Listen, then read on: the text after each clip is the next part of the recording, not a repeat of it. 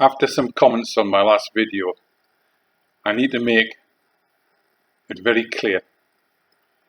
SAS soldiers are number one. The fact that they were used and abused by officers and politicians is not the fault of SAS soldiers. Their lack of training in specialized skills was the fact that they were being overused in the war in the Oman and couldn't train for their basic NATO role, which was taken over by 21 SAS. So when we came to do the training, it was a fuck up because of the officers.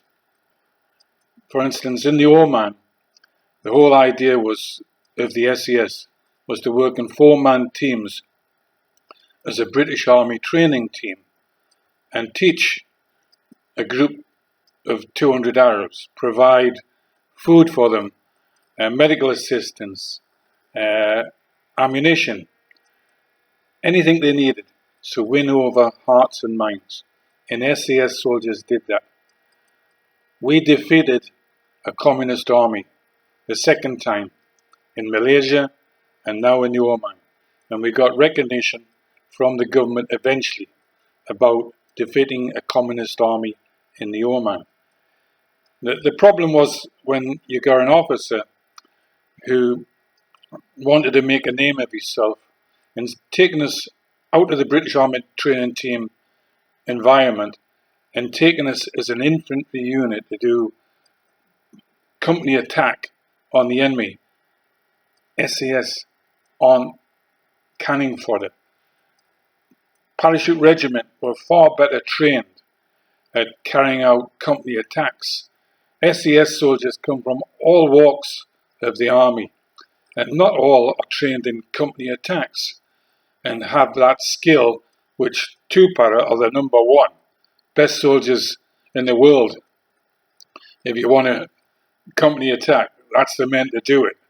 You tell the officers, just say, go and get them, and 2-para will do the job like they did in the Falklands. The best soldiers. Down to the corporals. The corporals were well trained, could do the job of an officer, no problem. So don't get me wrong in any of my videos. I am not taking anything away from SAS soldiers. They are number one. When given the right role and the right training, they were the best. As in their anti-terrorist role that came about in '76. The problem was the Labour government was reducing the finances of the Ministry of Defence and the Army. So SAS equipment was fucking useless, to be honest. The equipment that we were being given, the dry suits were old and rubbish. No new equipment, nothing. It was only after '75 that the colonel started getting money by the government saying, oh, here's money, spend it, buy the best equipment. Prior to that, and before '75, SAS soldiers were being used and abused. Asking us to be in combat 9-10 months of the year puts a strain on family and anybody. And this is what the government were doing by their secret wars, then using were in Northern Ireland. You do 4 or 5 months in the Oman, and then they were asking you to do 6 months in Northern Ireland. There was only 200 men in the SAS, and this was a major problem. We weren't an infantry company, and our numbers were only that of an infantry company.